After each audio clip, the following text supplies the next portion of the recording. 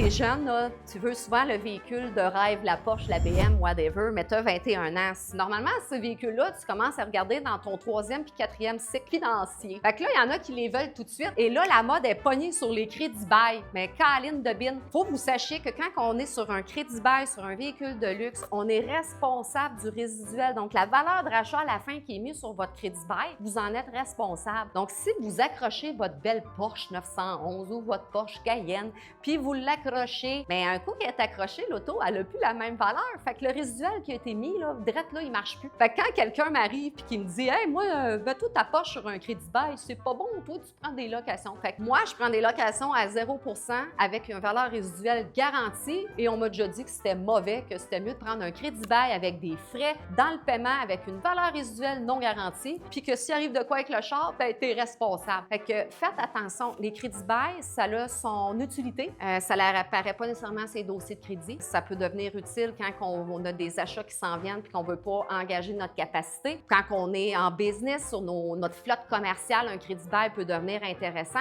mais le crédit bail, faire attention à la valeur résiduelle que vous allez mettre parce qu'elle peut vous rentrer dans le fond de la gorge si vous la mettez trop haute puis que le véhicule ne le vaut pas à la fin. Vous allez sortir l'argent de vos poches.